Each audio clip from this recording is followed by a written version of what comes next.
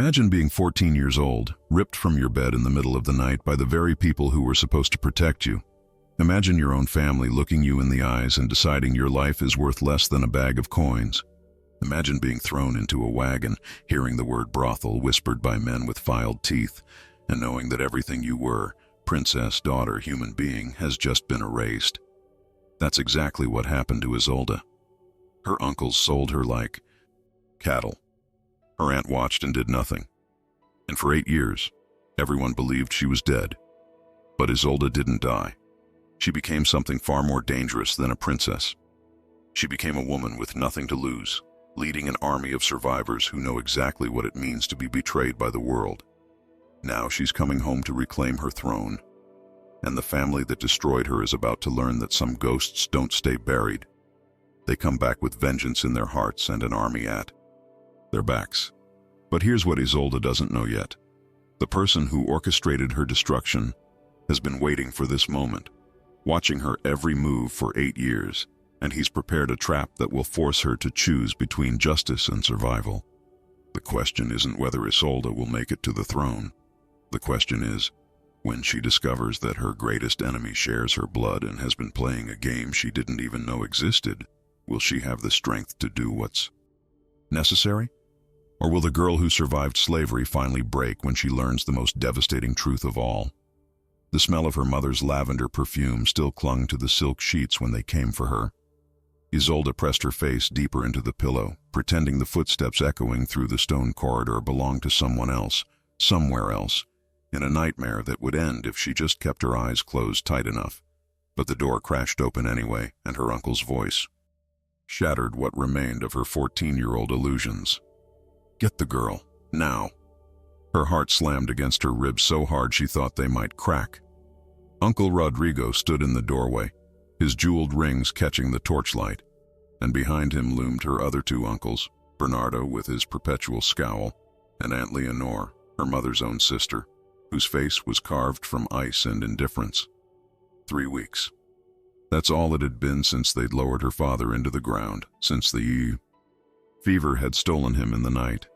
2 weeks since her mother had followed him, her heart simply giving up as if it had decided there was nothing left worth beating for. Uncle, please. Isolde's voice came out smaller than she intended, thin and breakable. What's happening? Rodrigo didn't answer. He nodded to the guards and rough hands grabbed her arms, yanking her from the bed. Her bare feet scraped against the cold stone floor as they dragged her forward. She twisted, trying to see Aunt Leonor's face, searching for some flicker of the woman who used to braid her hair, who used to sing lullabies in the garden. But her aunt's eyes slid away, focusing somewhere above Isolde's head, as if looking directly at her niece might turn her to stone. Where are you taking me? Isolde's fingernails dug into the guard's wrist, leaving small crescent moons in his skin. Her breath came faster now, shallow gasps that made her dizzy. Uncle Bernardo, please, I don't understand. You don't need to understand. Bernardo's words were clipped, efficient. He pulled a rolled parchment from his cloak, the wax seal already broken. Your father's debts were considerable. The kingdom cannot afford a princess with no dowry and no prospects. We've made arrangements. Arrangements. The word hung in the air like spoiled meat. Isolde's stomach twisted, bile rising in her throat. She looked from face to face, searching for mercy, for hesitation, for anything human. But Rodrigo examined his rings. Bernardo studied the parchment. Aunt Leonor stared at the wall. They hauled her down the spiral staircase, past tapestries she'd known since childhood, past servants who averted their eyes and pressed themselves against the walls. Maria, the elderly chambermaid who'd rocked Isolde through nightmares, stood frozen near the kitchen entrance, her wrinkled hand pressed to her mouth, tears streaming down her weathered cheeks. Their eyes met for one terrible second, and Isolde saw it, the knowledge, the helplessness, the goodbye. No. The word ripped from Isolde's chest. She thrashed against the guards, her shoulder slamming into the stone wall hard enough to send white-hot pain shooting down her arm. No, you can't. Uncle Rodrigo, I'm your brother's daughter. You're nothing. Rodrigo's voice was soft, almost gentle, which made it so much worse. Your father left nothing but debt and disappointment. We've found a merchant willing to pay handsomely for a girl with royal blood. Consider it your final contribution to the family that fed and clothed you." The words didn't make sense. They were sounds, vibrations in the air, but they couldn't be real because uncles didn't sell nieces. Families didn't trade children like livestock. This wasn't how the world worked. But the guards kept dragging her forward, and her uncles kept walking, and Aunt Leonore kept staring at nothing. And suddenly they were in the courtyard where a covered wagon waited like an open grave. 2 men stood beside it, one with a scar that split his left eyebrow, the other with hands so large they looked like they could crush her skull. The scarred one smiled, revealing teeth filed to points, and Isolde's bladder nearly gave out. She'd heard stories whispered by servants, tales of girls who disappeared into the night, of ships that sailed to distant lands where women were worth more than gold, but less than horses. "She's younger than we discussed." The scarred man circled her slowly, and Isolde felt his gaze crawling across her skin like insects. "But pretty. Those eyes will fetch extra. The brothel masters in Cordoba pay well for novelty." Brothel. The word detonated in Isolde's mind. Her knees buckled, and only the guard's grip kept her upright. She tried to scream, but her throat had closed, and what came out was a strangled whimper that sounded like a dying animal. "The price stands." Rodrigo's hand extended, palm up, and the scarred man dropped a heavy purse into it. The clink of coins was the loudest sound Isolde had ever heard. "Take her now before the servants start talking." They threw her into the wagon like a sack of grain. Her head cracked against the wooden floor, stars exploding behind her eyes. Through the gap in the canvas, she saw Aunt Leonore's face one last time. Pale, trembling, her lips moving in what might have been a prayer, or might have been nothing at all. Then the wagon lurched forward, and the only home Isolde had ever known began to shrink into the distance. She curled into herself on the dirty floor, her mother's name a silent scream in her chest. The wagon wheels creaked. The men laughed about something crude. And somewhere in the castle she was leaving behind, in rooms where she'd once been a princess, her uncles were probably already counting the coins and deciding how to divide her price. But what Isolde didn't know, what she couldn't possibly know as tears carved rivers down her face and her future crumbled into ash, was that one person had been watching from a tower window. One person whose hands were shaking so badly they could barely hold the candle. One person who would spend every day for the next 8 years trying to undo what she'd been too cowardly to prevent, even if it meant bankrupting herself in secret, even if it meant never sleeping soundly again. Aunt Leonore had finally looked away from the wall, but by then, the wagon had already disappeared into the darkness, carrying her niece toward a fate that would either destroy her completely or forge her into something her uncles would one day learn to fear. The wagon had been moving for 3 days when the axle broke. Isolde heard the crack like a bone snapping, felt the violent lurch as the wheel collapsed, and then she was tumbling across the wooden floor as the cart tipped sideways into a ditch. Her shoulders slammed into the corner post, the same one still bruised from the castle wall, and the pain made her vision go white for several seconds. "Damn. This cursed road." The scarred man's voice cut through her haze. "We're half a day from the port, and now this." Isolde lay perfectly still, breathing through her mouth to stay quiet. Through the gap in the canvas, she could see dense forest on both sides of the narrow road. Pine trees reached toward an overcast sky, their branches so thick they blocked out most of the daylight. The air smelled different here, damp earth and moss instead of the dry stone of her kingdom. "Leave the wagon." The other man, the one with massive hands, kicked at the broken wheel. "We take the girl on foot. There's a monastery 2 miles north. We can steal horses there." "Monastery?" Scarred man spat into the dirt. "Those places are crawling with nuns. What if they ask questions? Then we tell them we're transporting a criminal, a thief. No one questions men with a prisoner." Isolde's heart hammered so hard she was certain they could hear it. Her hands tied behind her back with coarse rope that had rubbed her wrists raw, trembled against the small of her spine. A monastery. Nuns. People who took vows to help the suffering. If she could just make them hear her, if she could just... The canvas ripped open, and daylight flooded in. Scarred man grabbed her ankle and dragged her out. She hit the ground hard, dirt filling her mouth.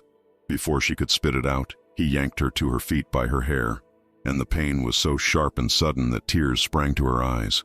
"Try to run, and I'll break both your legs." His breath was hot against her ear, reeking of onions and rot. "They'll pay less for damaged goods, but you'll still fetch enough to make this trip worth my time." They marched her through the forest, one man ahead and one behind, their hands never far from the daggers at their belts. Isolda's bare feet bled on the rocky path. She'd lost her shoes somewhere in the wagon, and every step sent jolts of pain up her legs. But she forced herself to keep walking, to keep breathing, to keep thinking. 2 miles to a monastery. Nuns who might help. She just needed a moment, a distraction, anything to break free long enough to scream. Her throat was so dry it felt like leather, and her tongue stuck to the roof of her mouth. But she could scream. She would scream loud enough to wake the dead if she had to. The forest began to thin, and through the trees, Isolde glimpsed stone walls. The monastery rose from a clearing like a fortress, its bell tower stretching toward the clouds. Her pulse quickened. 50 more steps. 40. 30. That's when she heard them. Voices. Female voices. Singing. The sound drifted through the air like smoke, a hymn in Latin that her mother used to hum while embroidering. Isolde's eyes burned. How many times had she sat at her mother's feet, listening to that melody, safe and loved and completely unaware that safety was just an illusion that could shatter in a single night. "Keep moving." Massive hands shoved her forward, but his voice had changed, gotten quieter, nervous. They emerged from the tree line, and Isolde saw them. 24 women in the courtyard, their habits the color of storm clouds, working in silence. Some tended a garden, others carried water from a well. One elderly nun swept the steps leading to the chapel, her movements slow and methodical. "You there!" Scarred man called out, his voice taking on a false heartiness that made Isolde's skin crawl. "We need horses. We're transporting a criminal to stand trial in the coastal cities." The elderly nun looked up, her eyes sharp despite her age. She set down her broom and walked toward them with surprising speed, her gaze moving from the men to Isolde and back again. Isolde felt that gaze like a physical touch, assessing, measuring, understanding things that words couldn't convey. "A criminal?" The nun's voice was dry as autumn leaves. "What crime?" "Theft from nobility." Massive hands squeezed Isolde's shoulder hard enough to bruise. "Stole jewelry from her." "Mistress.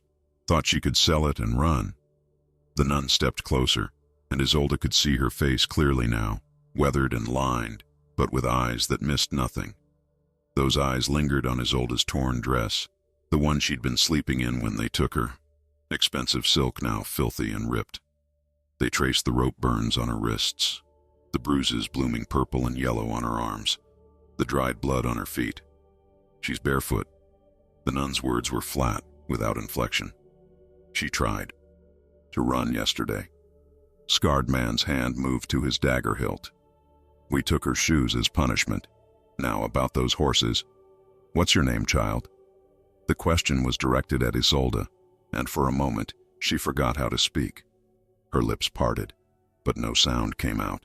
Scarred man's fingers dug into her arm, a warning, a threat, a promise of what would happen if she told the truth. "Answer the sister," massive hands growled. Isolde looked into the nun's eyes, and something passed between them. Some current of understanding that made her skin prickle. This woman knew. She knew something was wrong, knew this story didn't make sense, knew that girls who steal jewelry don't have calluses from embroidery needles and hands soft from privilege. Isolde's voice cracked. She swallowed, tasting blood and dirt. "My name is..." "We don't have time for this." Scarred man pulled Isolde backward, away from the nun. "The horses, 2 of them, will pay." But the elderly nun didn't move. She raised one hand, and suddenly the courtyard was full of women. They appeared from doorways and around corners, silent as shadows, forming a semicircle around the men. 24 nuns, and every single one of them was watching, waiting. Isolde felt the shift in the air. Scarred Man felt it too. His hand tightened on her arm until she thought the bone might snap. "We mean no trouble." His voice had lost its false warmth. "Just need horses and we'll be gone." "No." The elderly nun's voice cut through the tension like a blade. "I don't think you will." And then she smiled, and it was the coldest smile Isolde had ever seen, full of knowledge and fury and something that looked almost like hunger.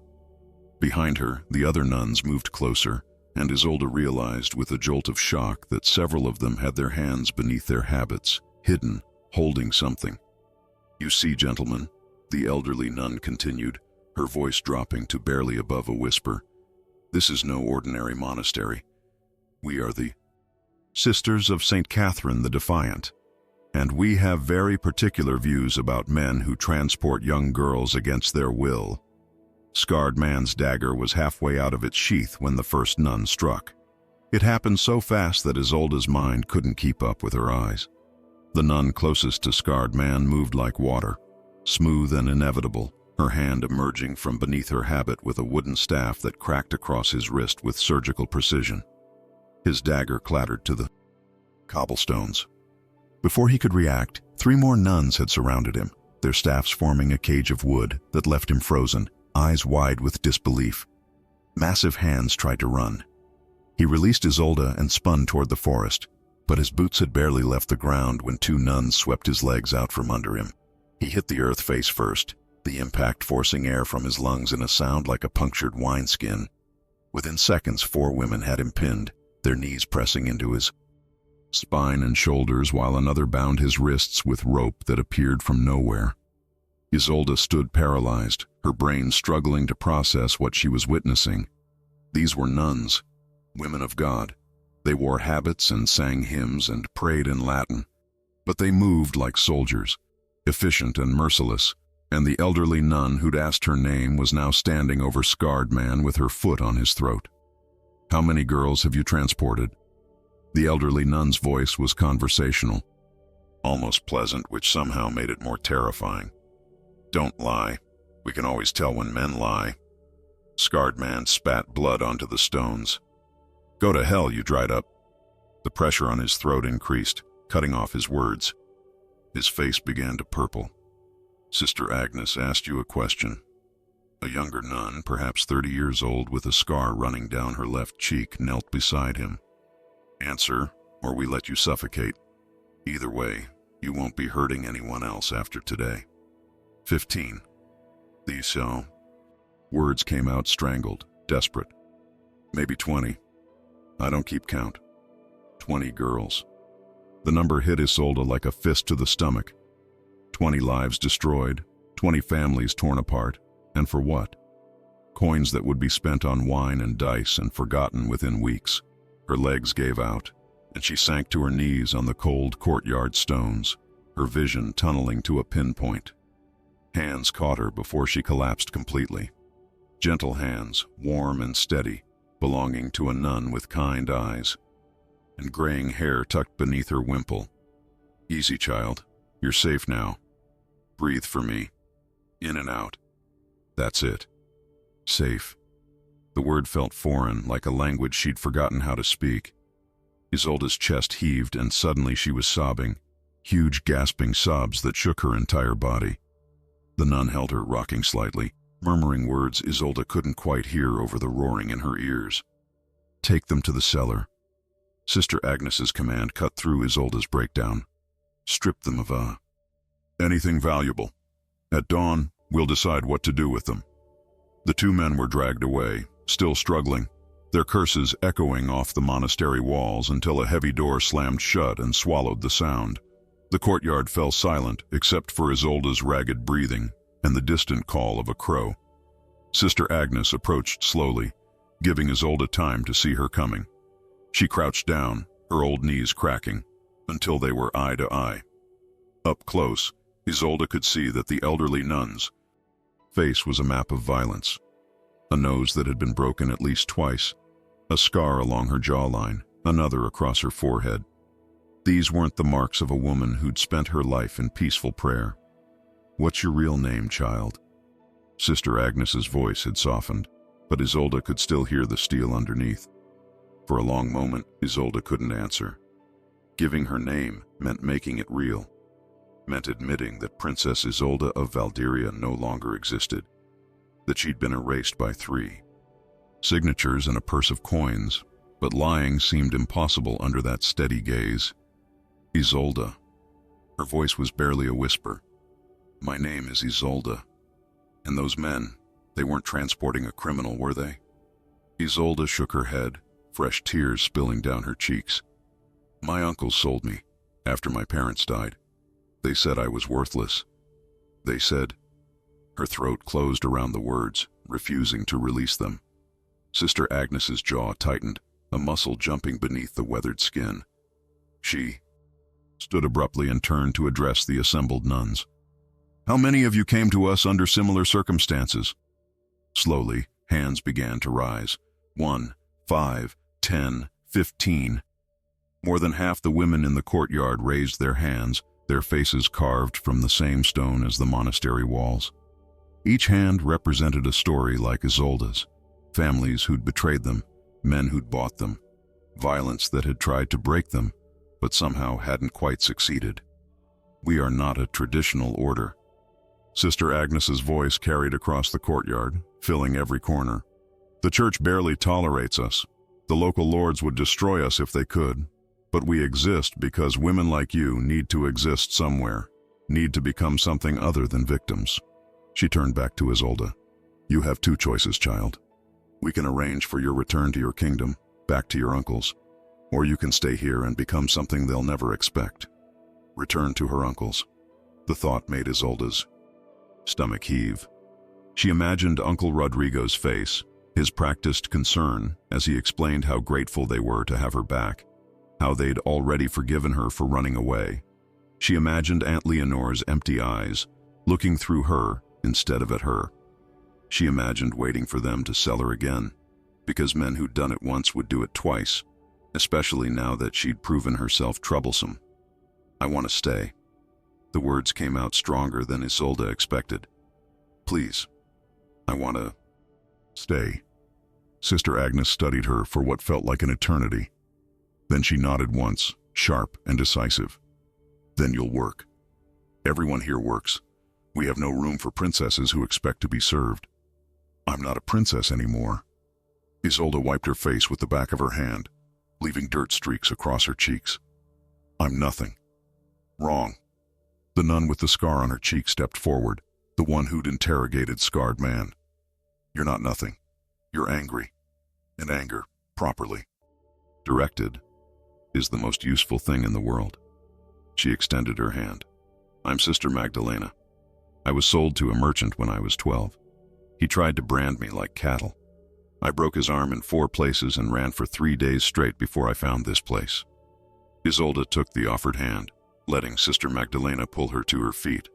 Her legs shook, threatening to give out again, but she locked her knees and forced herself to stand. Can you hold a staff? Sister Magdalena asked. I don't know. I've never tried. Then you'll learn. Can you read? Yes. 4 languages. Something flickered in Sister Magdalena's eyes. Surprise, perhaps, or respect. Good. Intelligence is a weapon too. We'll teach you to use everything you have. She glanced at Sister Agnes, who nodded permission. But first, we burn that dress. It belongs to the girl you used to be. Here, we start fresh. They led Isolde toward a building at the far end of the courtyard, past gardens where herbs grew in neat rows, past a well with a bucket hanging from a worn rope. Other nuns watched as they passed, their expressions ranging from curiosity to something that might have been recognition, as if they saw their own younger selves in this bruised, barefoot girl with royal blood and rope burns. In a small room with whitewashed walls and a single narrow bed, Sister Magdalena helped Isolde remove the filthy silk dress. It pooled on the floor like a shed skin. They gave her rough wool instead, the fabric scratching against her skin, uncomfortable but real, solid, proof that she was still here, still breathing, still capable of feeling anything at all. Rest tonight. Sister Magdalena moved toward the door. Tomorrow your real education begins. Tomorrow we teach you how to fight back. She left, closing the door softly behind her. Isolde sank onto the bed, her body finally giving in to 3 days of terror and exhaustion. But just before sleep claimed her, she heard voices in the hallway. Sister Agnes and Sister Magdalena speaking in hushed tones. The uncles will look for her eventually. Let them look. By the time they find her, she'll be someone they don't recognize. And if they send soldiers, then we'll handle them the way we handle all men who think they can take what isn't theirs. The first year nearly killed her. Not physically, though the training left bruises that bloomed like dark flowers across her ribs and arms, but in ways that cut deeper than any staff strike. Every morning, Isolde woke before dawn in that narrow bed, her muscles screaming protests, and for those first few seconds between sleep and consciousness, she forgot. She reached for silk sheets that weren't there. She listened for her mother's footsteps in the hall, and then reality would crash down like a stone wall collapsing, and she'd have to remember all over again that her mother was dead, her father was dead, and the men who shared her blood had traded her life for coins. Sister Magdalena showed no mercy. In the training yard behind the monastery, where packed dirt had been worn smooth by decades of footsteps, she moved Isolde through drills that left her gasping and shaking. Staff work first, how to hold the weapon, how to move with it, how to make it an extension of her body rather than a separate object. Isolde's hands blistered, then bled, then calloused over. Her shoulders burned, her back spasmed. But she didn't quit. Again. Sister Magdalena's voice cut through the morning chill. Your stance is too wide. You'll lose your balance. Isolde adjusted, sweat dripping into her eyes despite the cold air. She'd been repeating the same defensive movement for 2 hours, blocking invisible strikes until her arms felt like dead weight. Around the yard, other women trained in pairs, the crack of wood against wood punctuating their grunts of effort. Why are you here? Sister Magdalena asked suddenly, circling Isolde like a hunting cat. You know why? My uncles? No. The word was sharp enough to cut. I know why you arrived. I'm asking why you're still here. Why you get up every morning when your body is begging you to quit. Why you push through pain that would send most girls crying to their beds. Isolde lowered her staff, her chest heaving. Why was she still here? The answer should have been simple. She had nowhere else to go. But that wasn't quite true, was it? Sister Agnes had offered to arrange her return to Valdiria, to publicly expose what her uncles had done. The scandal alone might have been enough to see them stripped of their titles. I want them to pay. The words tasted like copper in her mouth. Not just my uncles, all of them. Every man who thinks he can buy a girl like livestock. Every family that looks the other way. Every person who knew what was happening and did nothing. Her voice dropped to barely above a whisper. My aunt watched them drag me away. She just stood there, and I want her to see what I become. Sister Magdalena's scarred face split into something that wasn't quite a smile. Good. Anger gives you purpose. Now use it. Again. The months bled together. Spring turned to summer, summer to autumn. Isolde learned to fight with her hands when staffs weren't available, targeting vulnerable points. Eyes, throat, knees. She learned to move quietly, to become invisible in crowds, to read people's intentions in the tension of their shoulders and the direction of their gaze.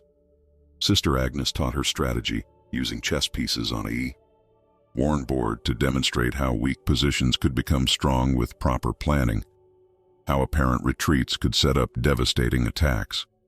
But the most important lessons came from the other women. At night, after the evening meal of bread and thin soup, they would gather in the common room around a fire that never quite chased away the chill. And they would talk. Not the polite conversation of nobility, carefully curated to reveal nothing, but raw truth that left Isolde's heart aching. Sister Beatrice, who'd been beaten by her husband until she lost hearing in her left ear. Sister Maria, whose father had gambled away everything, including his daughters. Sister Catherine, barely 18, who'd escaped a brothel by setting it on fire and running through the streets naked and screaming until someone had thrown a cloak over her shoulders. Sister Johanna, who never spoke about what had happened to her, but whose nightmares woke the entire dormitory at least twice a week. Each story was a wound that had scarred over, but never quite healed. And each woman had made the same choice Isolde had: to survive, to become stronger, to make sure no one could ever hurt them that way again. "We're not recognized by Rome," Sister Agnes told her one evening, 6 months into her stay. They sat in the small library, surrounded by books on medicine, strategy, law, and theology. "Most monasteries think we're heretics. Some bishops have tried to shut us down. We survive because we're useful. We take in women no one else wants, and we don't burden the church with requests for funding. How do you pay for everything?" Isolde had been wondering about this for months. The monastery wasn't wealthy, but they had food, weapons, and supplies. Money had to come from somewhere. Sister Agnes's eyes glinted in the candlelight. "We rescue women from slavers. Sometimes those slavers carry substantial funds. We consider it a donation to our cause." She leaned forward. "But money only solves immediate problems. What we really need is information, networks, allies in places where women aren't welcome. Like royal courts." "Precisely." Sister Agnes tapped the book between them, a treatise on diplomatic correspondence. "You can read 4 languages. That makes you invaluable, if you're willing." Isolde understood what wasn't being said. Sister Agnes was offering her a purpose beyond personal revenge, a way to help other girls who'd been sold, traded, or discarded, a chance to build something larger than her own pain. "Teach me." Isolde's voice was steady, certain. "Teach me everything." The second year was different. Isolde's body had adapted to the physical demands, her muscles lean and hard beneath the rough wool habit. She could hold her own in the training yard now, even against Sister Magdalena, though she rarely won. But her real education happened in the library and in coded letters that arrived from contacts across 3 kingdoms. She learned that the slave trade was vast and organized, with roots that stretched from the northern forests to the southern ports. She learned the names of merchants who specialized in human cargo, the magistrates who accepted bribes to look the other way, the nobles who maintained private collections of enslaved women and children. She learned that her uncles weren't aberrations. They were symptoms of a system that treated women as property to be managed or discarded as convenient. And she learned something else, something that made her hands shake when she first read the letter. Someone was funding the rescues. Substantial amounts of money delivered through intermediaries, always anonymous. Enough to bribe ship captains, to buy false documents, to establish safe houses along escape routes. Someone with significant resources and a guilty conscience. "Who do you think it is?" Isolde asked Sister Agnes, studying the latest financial record. "Does it matter?" "Yes." Isolde traced the numbers with her finger. "Because if I can figure out who they are, I can leverage them, use their guilt as a weapon." Sister Agnes smiled, the expression transforming her weathered face. "Now you're thinking like us." "Good." By the 3rd year, Isolde had become someone new. She still remembered the princess she'd been. Soft hands and softer heart. Naive enough to believe that family meant safety. But that girl felt like a stranger now. Someone she'd known briefly in a dream. Sister Helena, as she'd been renamed, was harder, sharper. She could kill a man with her bare hands if necessary, though she hadn't needed to yet. She could forge documents, speak 5 languages now instead of 4, and disappear into a crowd so thoroughly that people looked right through her. But late at night, alone in her cell, she sometimes pressed her palm against the wall and whispered her real name, Isolde, just to remember, just to keep the anger fresh and focused, because anger was what would carry her home eventually. Anger was what would let her face her uncles and her aunt and make them understand exactly what they'd created when they'd thrown her into that wagon. "You're ready," Sister Magdalena told her one morning in the 4th year. They stood in the training yard, staffs at rest, both of them breathing easily after a sparring session. Not for everything, but ready enough. Ready for what? To start hunting. Sister Magdalena's scarred smile was sharp as glass. There's a merchant in the eastern provinces. He's been purchasing girls from impoverished families, promising them positions as servants in wealthy households. Instead, he's selling them to brothels. We've tracked him for 2 months. Tomorrow, we stop him. Isolde's pulse quickened. How many of us? 5. You, me, Sister Beatrice, Sister Catherine, and Sister Johanna. She paused. This won't be like training. Real men fight back harder. They don't pull their strikes. And sometimes, no matter how skilled you are, you get hurt. I know. Do you? Sister Magdalena's eyes were serious now, the humor gone. Because once you cross this line, there's no going back to being innocent. You'll have blood on your hands, even if you don't strike the killing blow. You'll be complicit in violence. The church would call it sin. Are you prepared for that? Isolde thought about 20 girls. Thought about how many more there would be if they did nothing. Thought about her own terror in that wagon. The helplessness. The certainty that her life was over. She thought about Aunt Leonore's empty eyes. Yes. The word came out firm, unshakable. I'm ready. The merchant's compound sat on the outskirts of a town whose name Isolde would later struggle to remember. One of dozens of nameless settlements that dotted the eastern provinces like forgotten coins. They'd been watching for 3 days from a collapsed barn across the road, taking turns at the observation post, mapping the routines of guards and servants. Isolde's eyes burned from lack of sleep, but her mind stayed sharp, cataloging every detail. The shift changes at dawn and dusk, the wine deliveries that left the guards sluggish by midnight, the locked building at the rear of the compound where no one ever entered or exited during daylight hours. That's where he keeps them. Sister Beatrice's whisper was barely audible. She pointed to that rear building, her hand steady despite the cold that had settled into their bones. 17 girls, according to the kitchen maid we questioned. Ages 9 to 16. He'll move them in 2 days, load them onto wagons bound for the coast. 17. The number sat in Isolde's stomach like a stone. 17 futures being redirected toward horror. 17 families who'd been told comforting lies about their daughters' new positions in wealthy households. She wondered if any of those families had suspected the truth, had felt that cold whisper of doubt but pushed it away because they needed the money, because their bellies were empty and their winters were hard. Tonight, then, Sister Magdalena checked her weapons for the 3rd time. 2 daggers, a short staff that could be concealed beneath her cloak, and a leather sap filled with sand. Isolde, you're sure about the lock? Isolde nodded. She'd spent 2 months learning lockpicking from Sister Johanna, whose fingers moved with the delicate precision of a surgeon.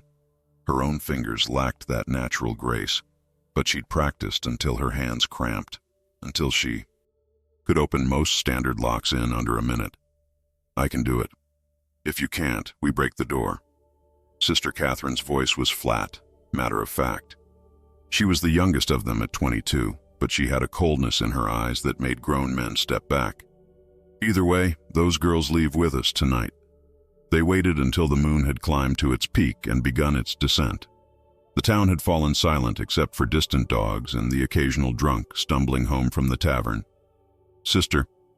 Johanna moved first, slipping across the road like a shadow, her footsteps making no sound on the packed dirt. One by one they followed, keeping to the darkest patches, avoiding the pools of moonlight that could betray them. The compound wall was stone, 8 feet high and topped with nothing more threatening than moss. Sister Beatrice went over first, using cracks in the mortar as handholds, her deaf ear turned away from the courtyard so her good ear could catch any warning sounds. She dropped to the other side with barely a whisper of displaced air. Then Sister Catherine. Then Sister Magdalena. Then Isolde. The landing jarred her knees, but she rolled with the impact the way she'd been taught, coming up in a crouch with her staff ready. The courtyard was empty, silvered by moonlight, quiet except for the soft snoring coming from the guardhouse near the front gate. 2 guards, both deep in wine-soaked sleep. They wouldn't wake unless someone set the building on fire. They moved toward the rear building in single file, each woman covering a different direction, their bodies tense and ready. Isolda's heart hammered against her ribs so hard she was certain it would wake someone, but her breathing stayed controlled, her hands steady. This was what 4 years of training had prepared her for. This moment. These 17 girls who would either be saved or damned based on what happened in the next hour. The lock on the rear building's door was newer than she'd expected.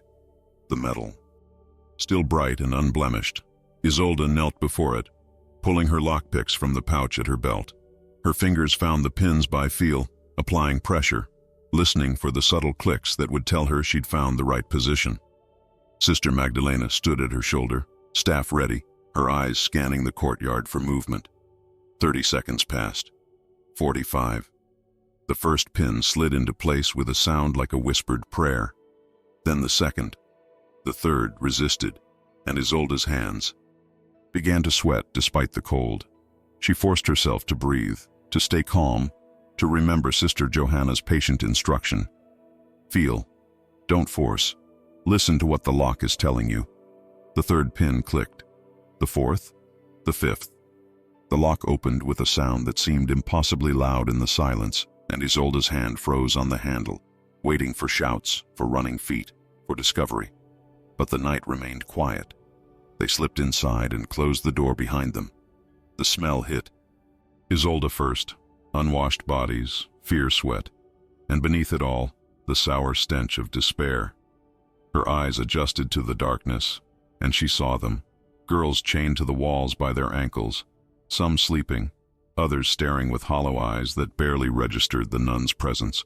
17 faces, 17 stories of how they'd ended up here, and every single one of them looked like Isolde had felt in that wagon. Hopeless, broken, already dead inside. We're here to help. Sister Beatrice's voice was soft but urgent. We're taking you out of here, but you need to stay quiet. Can you do that? Some nodded. Others just stared. One girl, no more than 10 years old with matted blonde hair, started to cry silent tears that carved tracks through the dirt on her face. Sister Johanna moved from girl to girl with her lockpicks, releasing the ankle chains with quick efficiency. The girls rubbed their raw skin, some standing on shaky legs, others remaining on the floor as if they'd forgotten how to move. Isolde approached the blonde girl, crouching down to her level. "What's your name?" she whispered.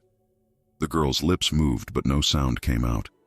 Her eyes were gray, the color of rain clouds, and they looked at Isolde with a mix of hope and terror that made her chest ache. "It's all right. You don't have to talk." Isolde extended her hand. "But you do have to walk. Can you stand?" The girl nodded and took Isolde's hand. Her fingers were ice cold and thin as bird bones. Isolde pulled her to her feet, keeping her other hand on her staff in case the girl's legs gave out. They gathered the 17 girls in the center of the room, a huddled mass of fear and fragile hope. Sister Magdalena addressed them in a whisper that somehow reached every corner. "We're going to walk out of here. Stay close. Stay quiet.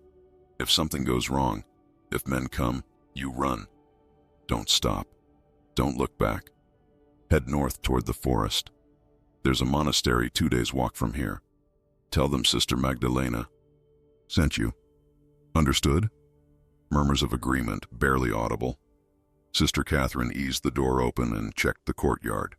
Still empty, still silent. She nodded and they began to move. Getting 17 girls over an 8-foot wall should have been impossible, but they'd planned for this.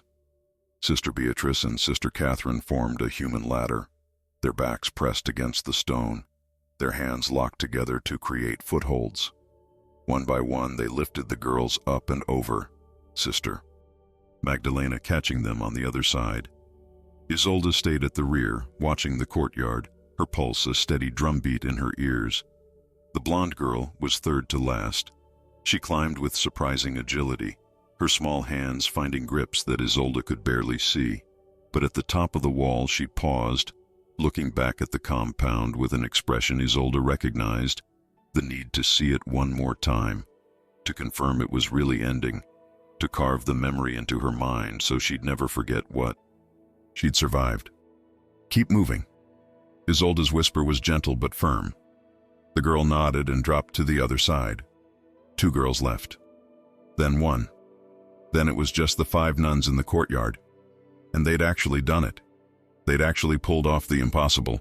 And Isolde felt a surge of something she hadn't experienced in 4 years. Pure, uncomplicated joy. That's when the door to the main house opened.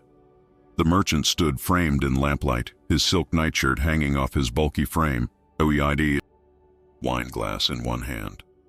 For a single frozen moment, he stared at them, his wine-fogged brain struggling to process what his eyes were seeing. 5 nuns in his courtyard, the door to his storage building hanging open, his merchandise gone.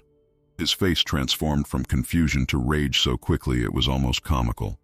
The wine glass fell from his hand, shattering on the stones, and he opened his mouth to scream for the guards. Sister Catherine's throwing knife caught him in the shoulder before any sound could emerge. He stumbled backward into the house, clutching at the blade, his eyes wide with shock and pain. Sister Magdalena was already moving, crossing the courtyard in 4 long strides, her staff raised. "Go!" she shouted to the others. "Get over the wall, now!" Isolde's body moved before her mind could catch up, muscle memory taking over. She ran for the wall, jumped, caught the top edge, and hauled herself up with strength born of 4 years of training. Behind her, she heard the yell. Guards finally waking, their shouts of alarm cutting through the night. She heard the merchant screaming threats and curses. She heard the meaty thud of Sister Magdalena's staff connecting with flesh. On the other side of the wall, 17 girls and 3 nuns waited in the darkness. Sister Magdalena came over last, breathing hard, blood on her habit, whether hers or someone else's, Isolde couldn't tell. "Run!"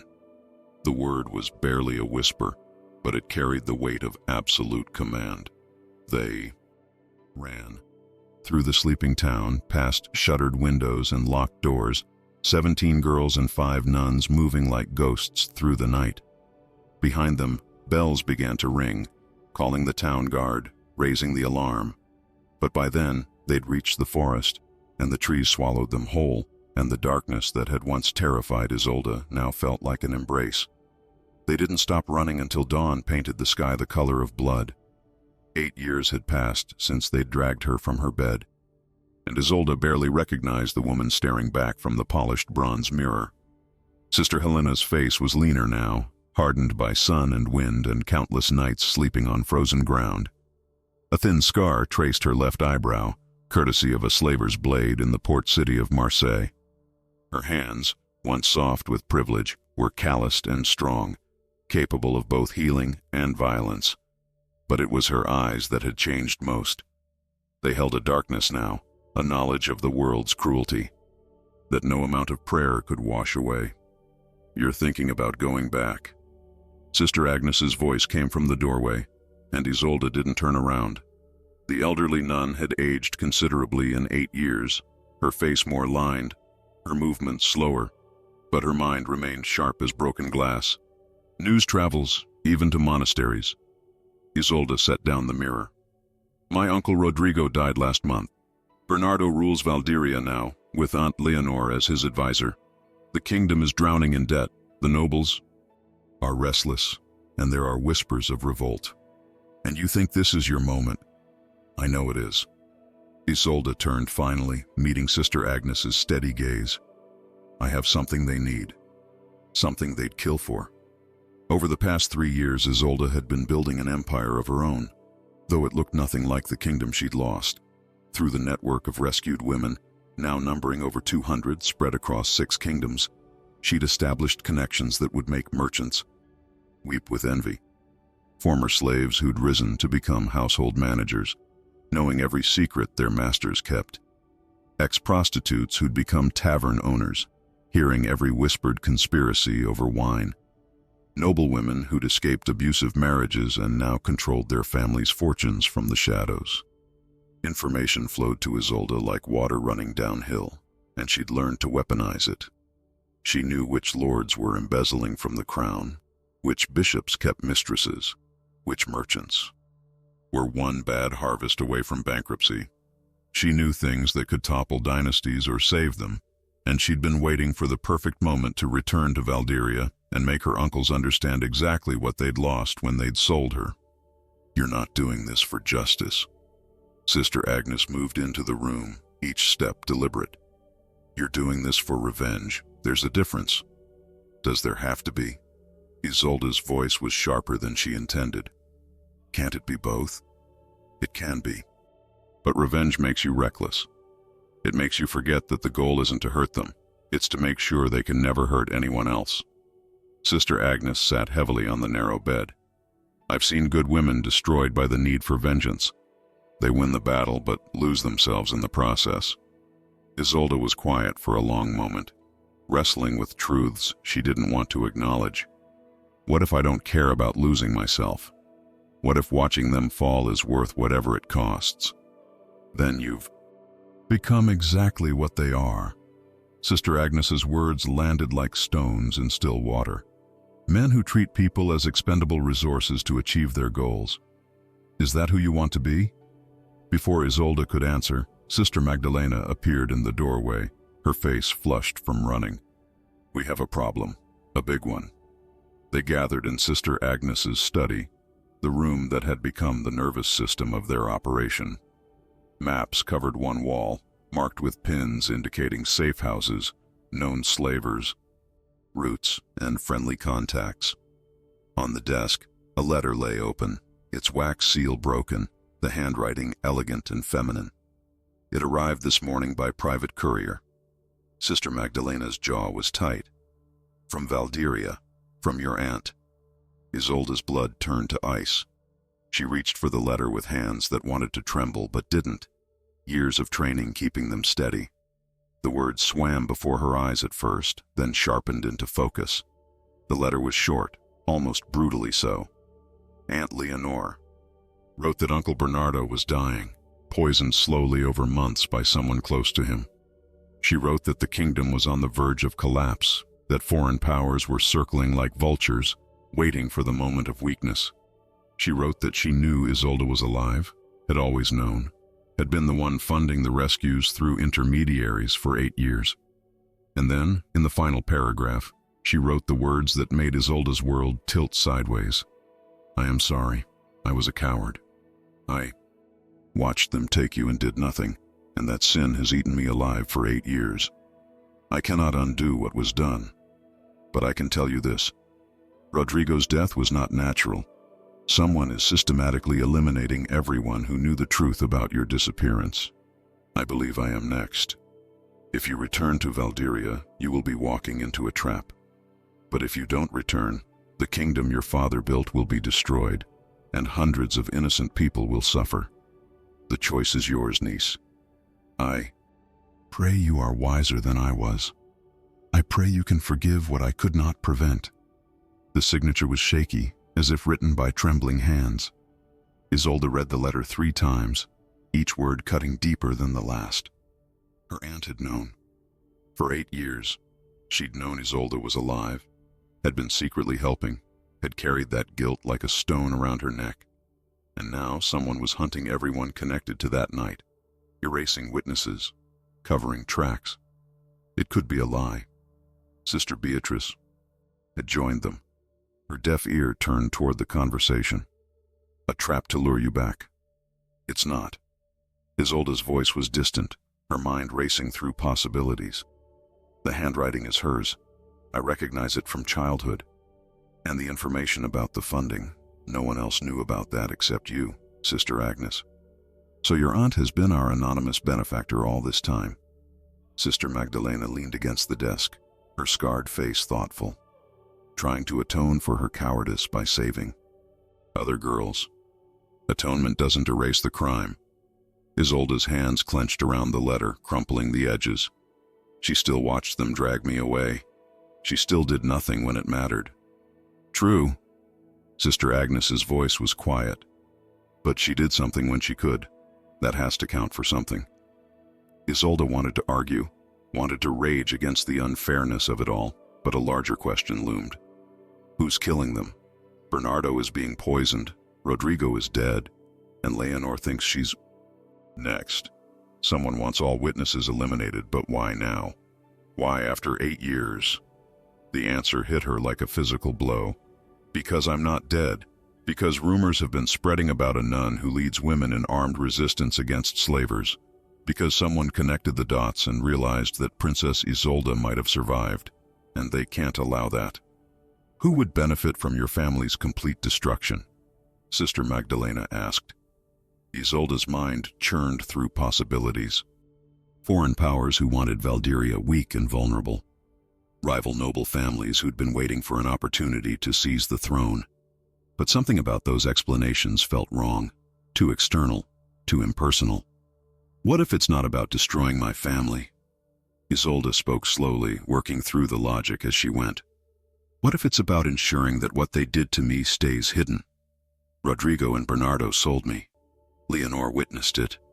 If I return and reclaim my throne, they'd all be executed. For treason.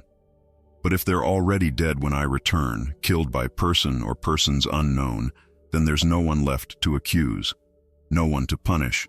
The crime disappears with the criminals. You think one of them is killing the others to cover their tracks? Sister Beatrice looked skeptical. That's elaborate. Or brilliant. Sister Agnes stood, her old bones cracking. Eliminate your co-conspirators, play the victim, and when the true heir returns, you're the only one left alive to tell the story. You can claim you were coerced, that you tried to stop it, that you've been living with guilt for years. She fixed Isolde with a penetrating stare. Your aunt's letter could be genuine guilt, or it could be the performance of a lifetime. Isolde's stomach churned. Could Leonor be capable of such manipulation? The woman who'd braided her hair, who'd sung lullabies, who'd turned her face away while men dragged her niece towards slavery? Yes, that woman could be capable of anything. I have to go back. The words came out certain, unshakable.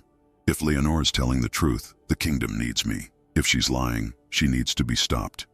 Either way, I can't hide here anymore. You won't go alone.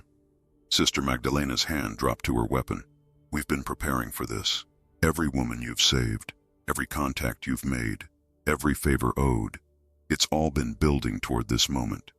You said you'd return with an army. Well, you have one. It just doesn't look like any army they've ever seen.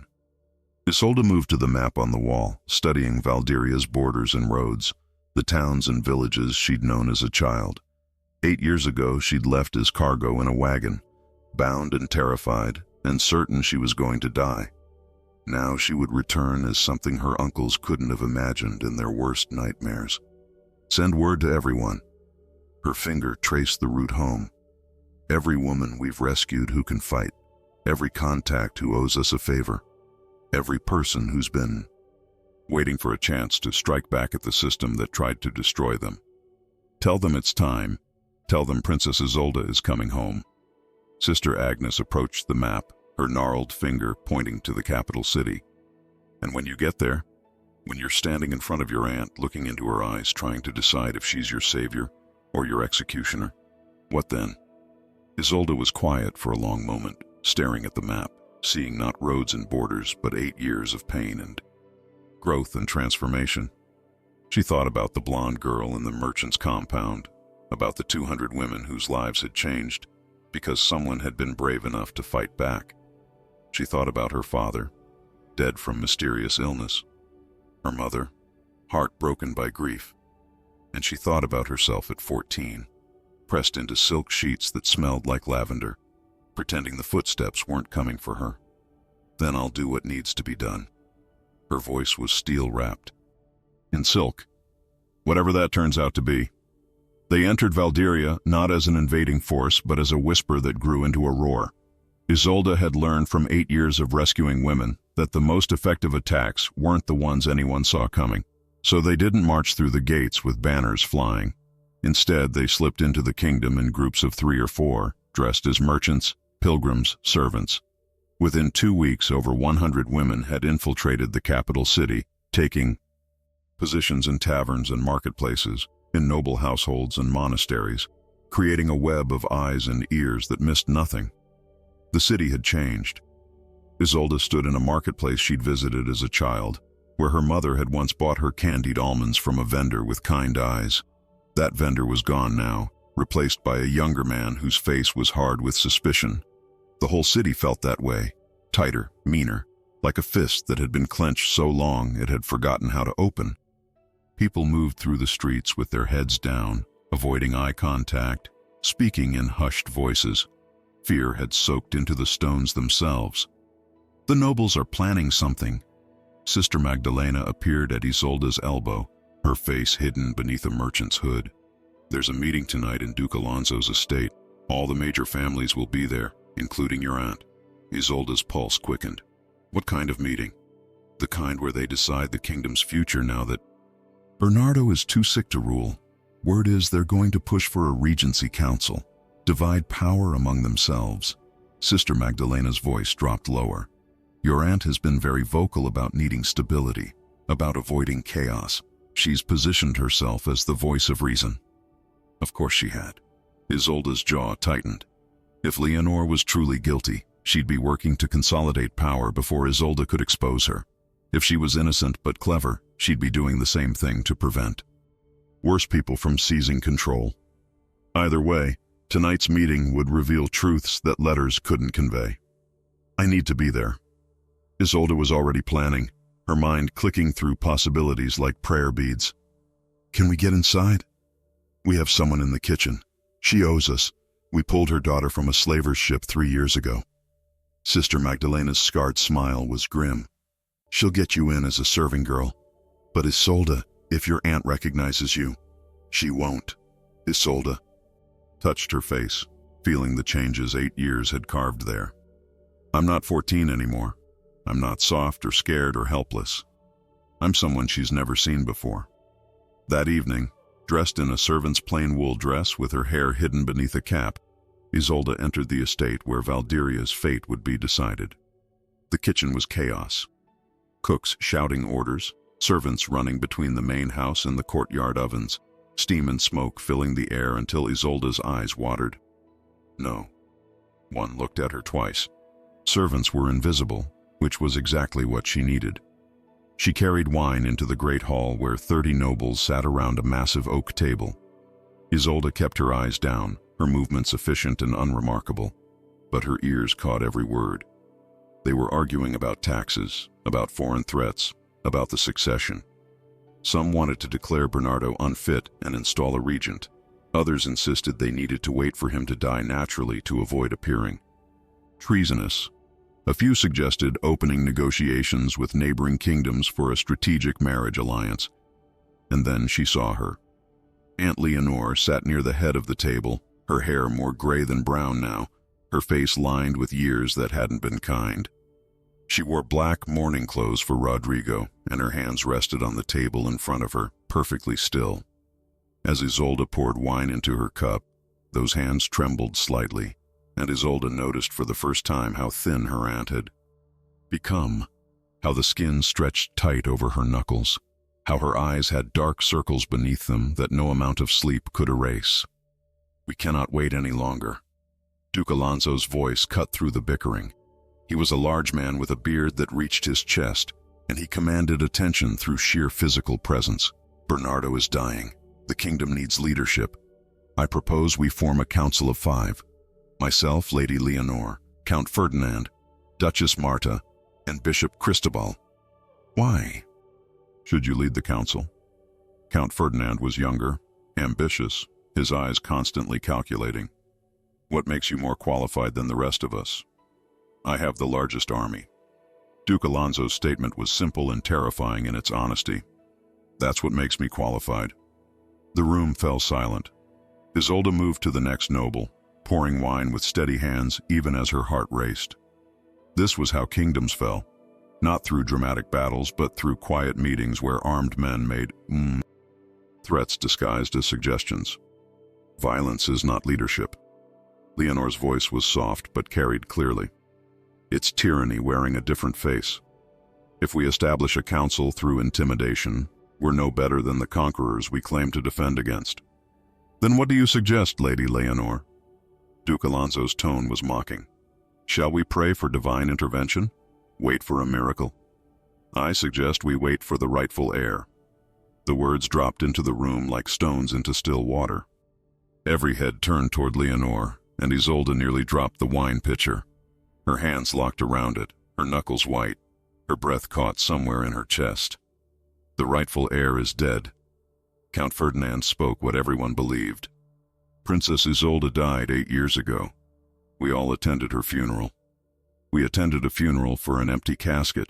Leonore stood slowly, and Isolde saw how much effort it took her, how much pain was written in the lines of her body.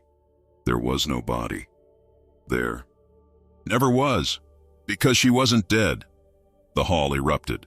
Nobles shouting over each other, demanding explanations, hurling accusations. Duke Alonso slammed his fist on the table hard enough to make the wine cups jump. This is madness. You're claiming the princess has been alive all this time? Where? Doing what? I don't know where she is. Leonore's voice cut through the chaos like a blade. But I know she survived what was done to her. I know because I've been searching for 8 years, following rumors of a woman who leads rescues of enslaved girls. A woman with noble bearing who speaks 4 languages. A woman with gray eyes and her father's stubbornness.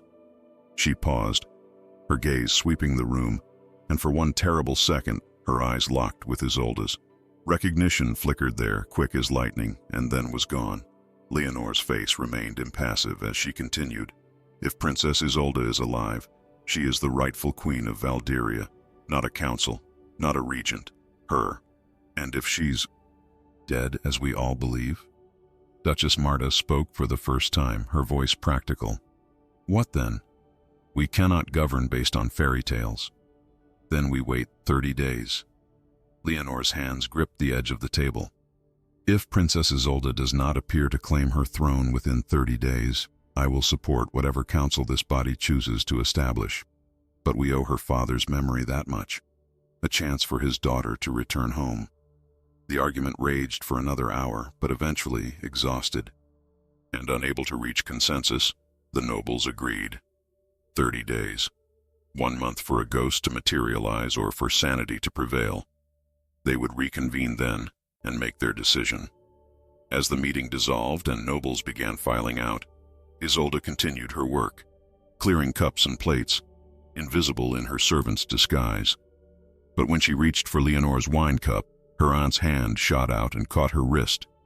The grip was weak but desperate, and when Isolde looked up, she found herself staring into eyes that held recognition, grief, and something that might have been hope. You have your father's eyes.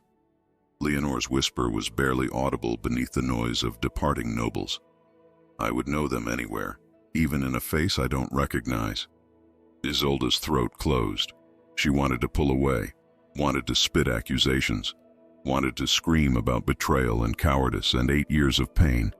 But she also wanted to understand, and understanding required listening.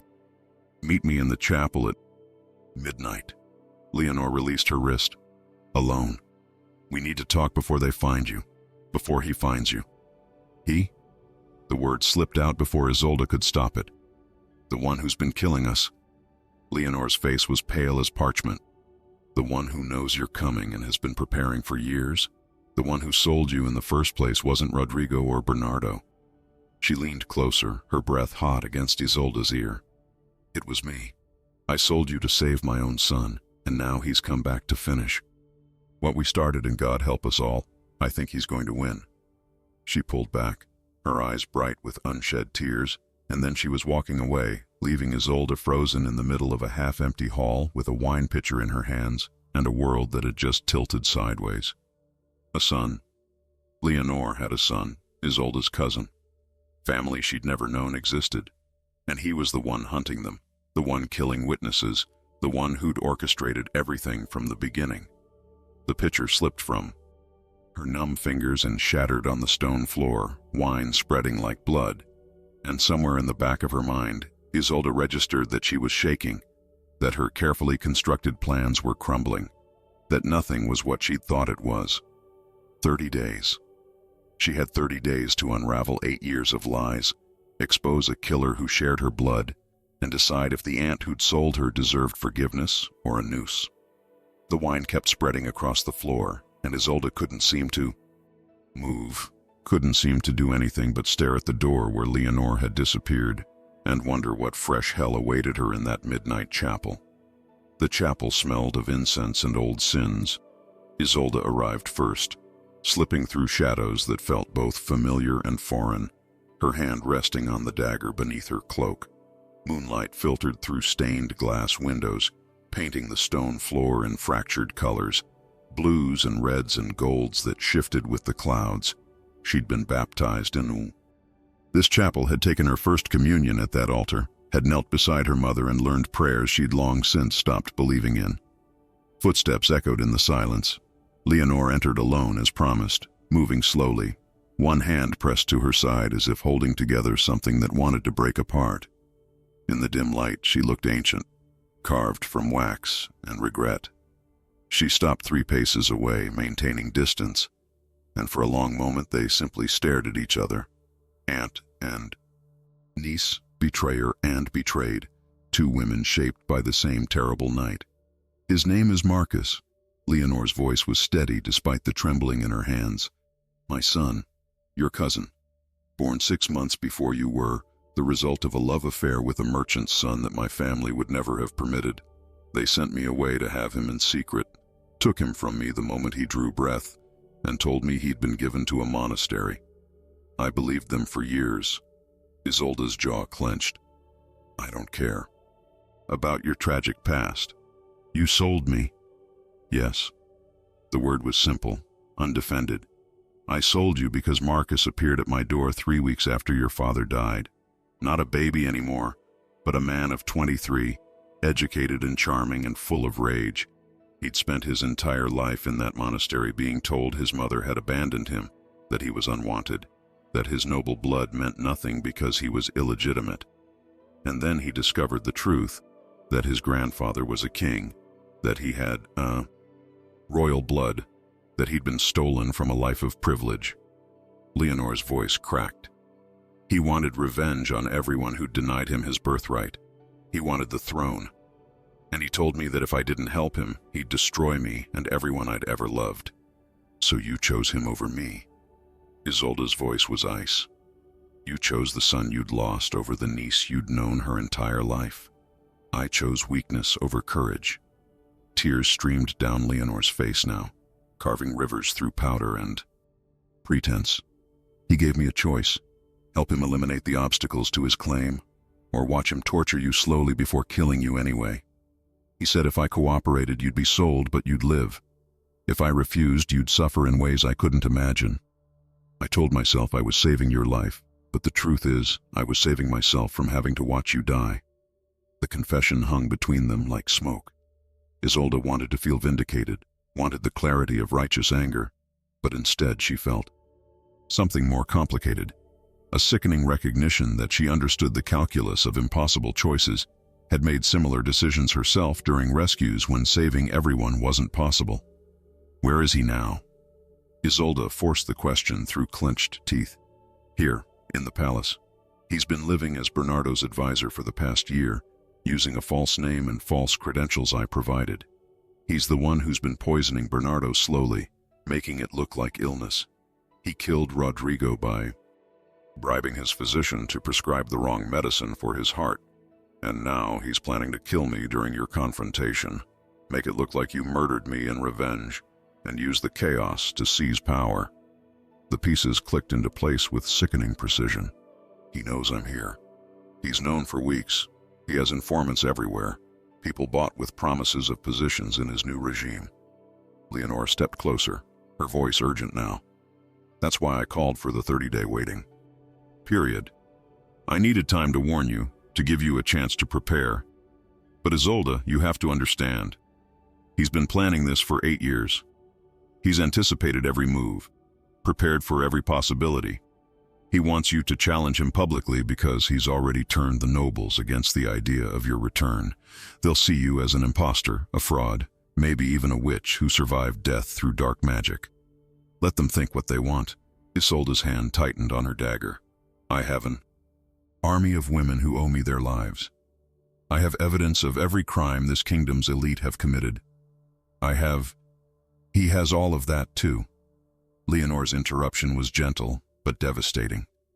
Don't you see? Every woman you rescued he knows about. Every contact you've made, every favor owed, every piece of evidence gathered. He's been tracking it all, turning some of your people, learning your methods. He's been building a mirror organization, ready to counter everything you've prepared. The floor seemed to tilt beneath Isolda's feet. 8 years of work, hundreds of women saved, thousands of hours spent building a network that could challenge the system. And her cousin had been watching the entire time, learning, adapting, preparing to use her own weapons against her. Why tell me this? Isolda's voice was barely a whisper. Why not let him win? Save yourself. Because I'm dying. Leonor lifted her hand from her side, and in the moonlight, Isolda saw blood seeping through her. Fingers, staining the black fabric darker. The poison he's been feeding Bernardo, he's been giving me a slower version for months. I have perhaps 2 weeks left, maybe less, and before I die, I need to do one thing that isn't cowardly, one thing that might tip the scales back toward justice instead of revenge. She reached into her cloak with her clean hand and pulled out a leather-bound journal, its pages thick with years of entries. This is everything. Every crime Marcus committed, every person he's bribed or blackmailed, every lie he's told. More importantly, it contains the one thing he doesn't know I have, proof of his legitimate birth. Isolda's breath caught. What? The merchant's son I loved wasn't common-born. He was the youngest son of a duke, traveling in disguise, exploring the world before taking his vows to inherit. When I told him I was pregnant, he wanted to marry me, but his family refused to allow it.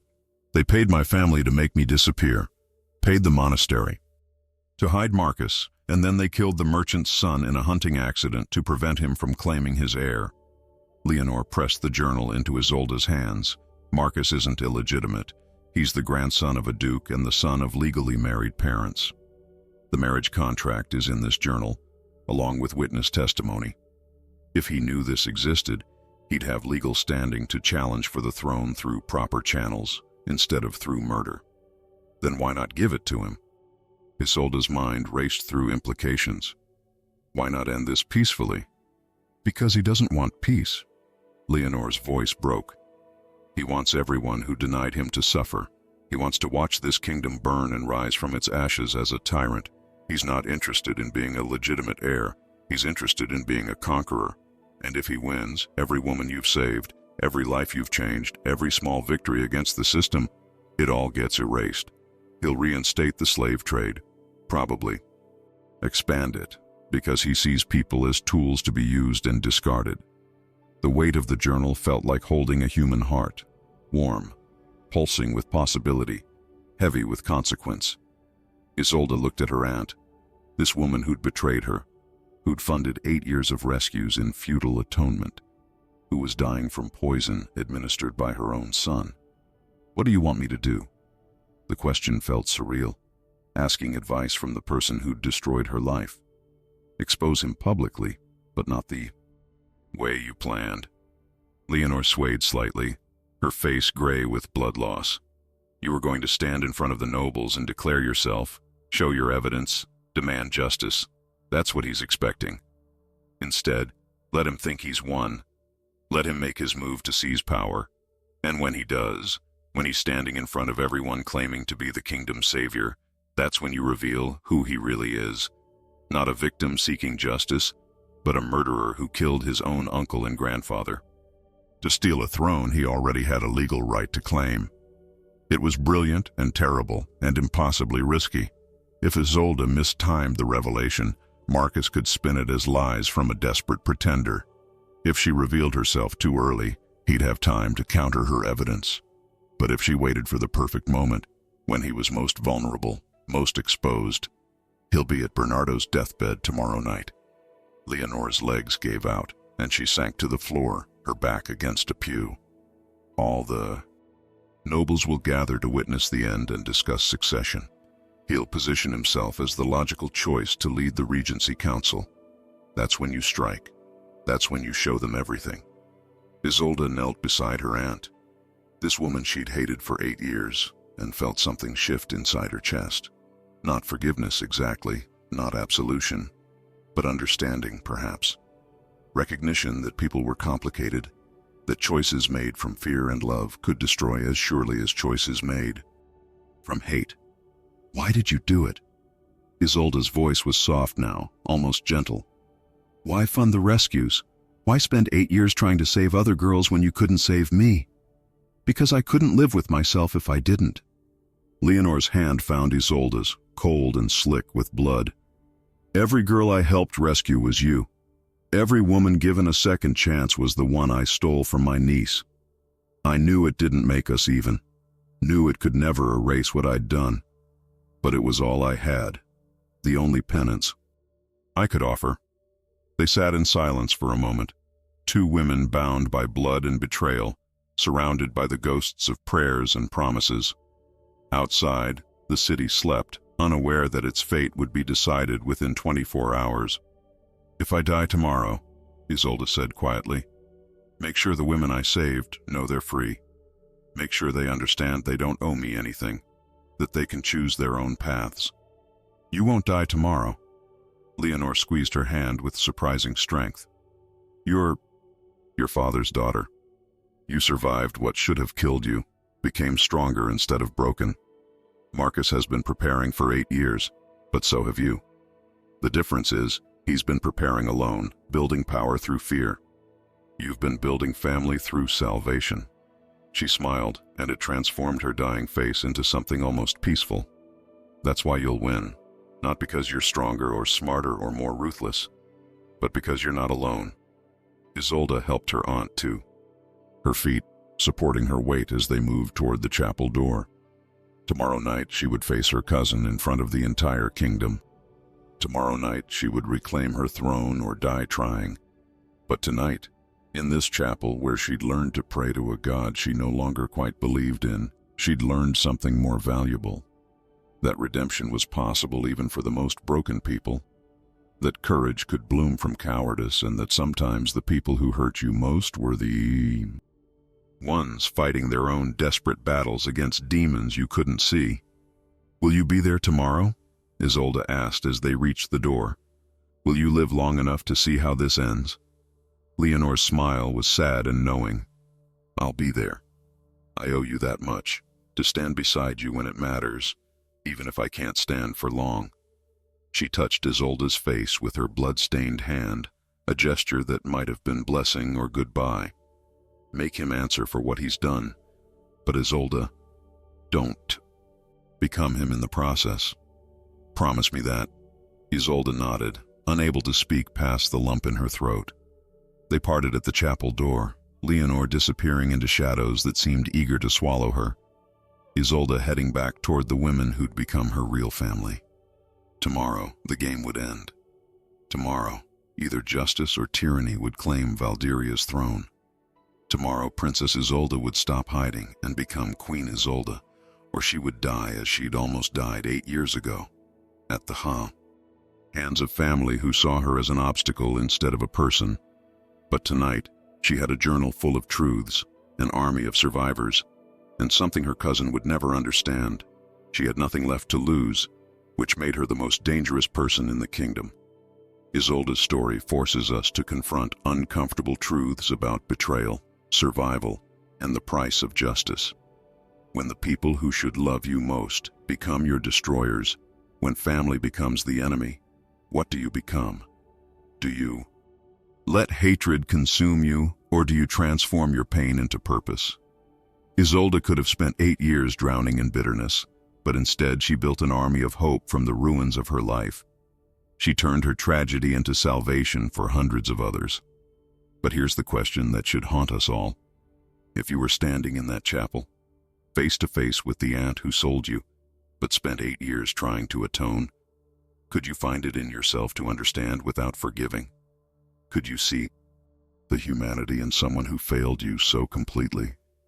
And when you finally faced your cousin, the hidden enemy who orchestrated everything, would you choose the justice that heals or the vengeance that destroys? The most powerful lesson in Isolde's journey isn't about revenge or reclaiming thrones. It's about the choice we make when we've been broken. Do we use our pain as a weapon to hurt others, or as a tool to prevent others from being hurt? Marcus and Isolde both suffered injustice.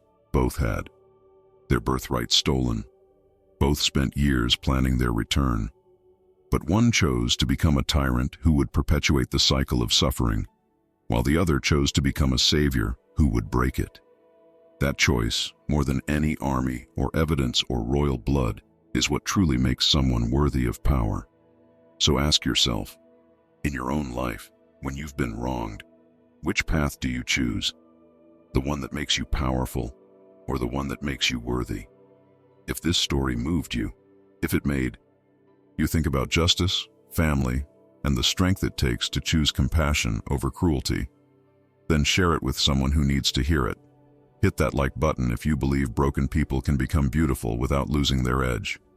And subscribe because stories like this, stories that challenge us, that refuse to give easy answers, that show us the complicated truth about human nature, are what we'll keep bringing you. Remember, you're not defined by what was done to you. You're defined by what you choose to do next.